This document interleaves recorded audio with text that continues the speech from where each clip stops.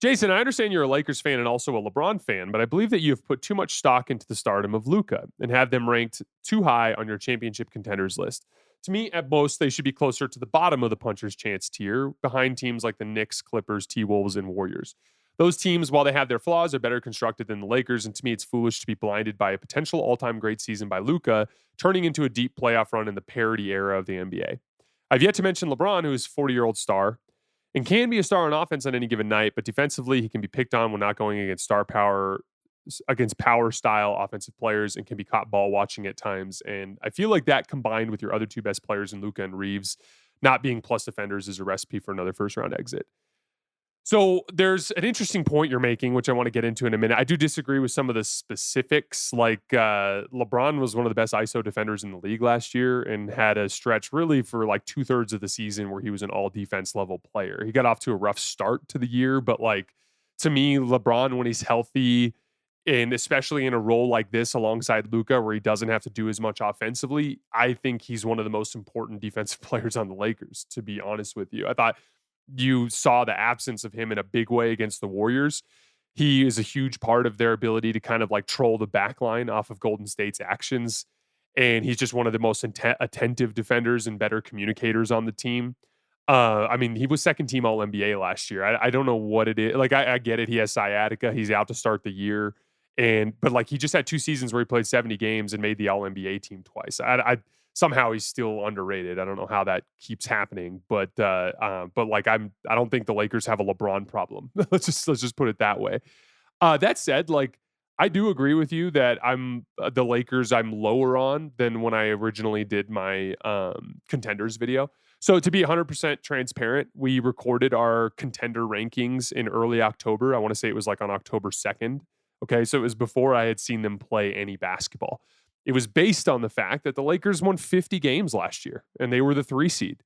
And looking at the improved version of the Lakers with like Luka Doncic being in better shape and them essentially adding 3 rotation level players for nothing and only losing Dorian Finney-Smith, who by the way, I think Dorian's been very important over the years. But like, again, this was a team that couldn't even play center against Minnesota. They get a guy like DeAndre Ayton, who's very flawed, but at least can play the position.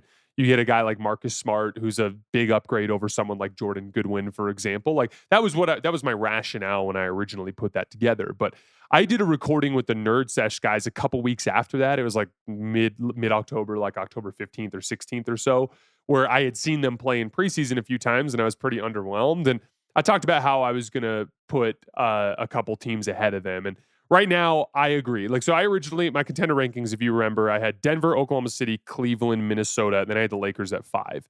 After what I've seen from preseason and camp, and by the way, this list is constantly going to shift throughout the season. My preliminary rankings in like early October, those are essentially on paper rankings. But on paper means nothing when you throw the ball up in the air and we're on the hardwood and we're playing basketball, right? So like, we have a bunch more data now. We have training camps from all these teams. We have a handful of regular season games. The 2 teams I would clearly put above them now are Houston and Golden State.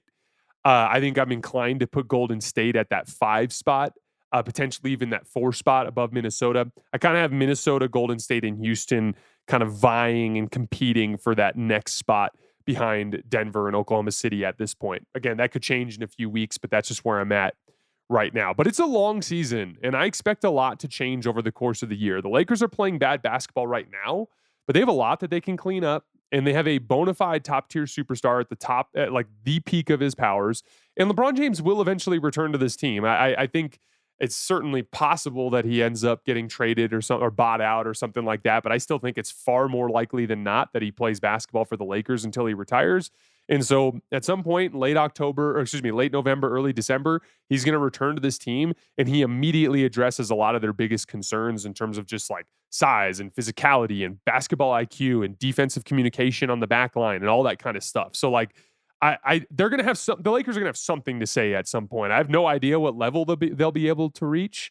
Right now, they look pretty mediocre and unathletic. So I'm dropping them to 7th behind Houston and Golden State, as well as the original 4 teams that I named: Denver, Oklahoma City, Cleveland, Minnesota.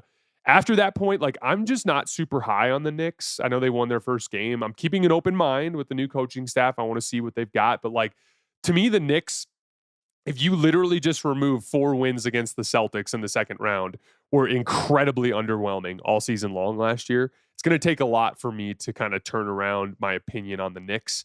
And then the Clippers literally went into Utah and got their asses beat. So I'm not about to jump onto the Clippers bandwagon today of all days. The Lakers have looked disappointing, but so have the Clippers. So we'll continue to kind of evaluate that over time. Like if 2 weeks from now, we're going to do power rankings. I'm going to talk about contender rankings when I make changes as we kind of work our way through the season. But yeah, like in early October, October 2nd, I had the Lakers at 5. I'm dropping them to 7 at this point with Houston and Golden State moving above them.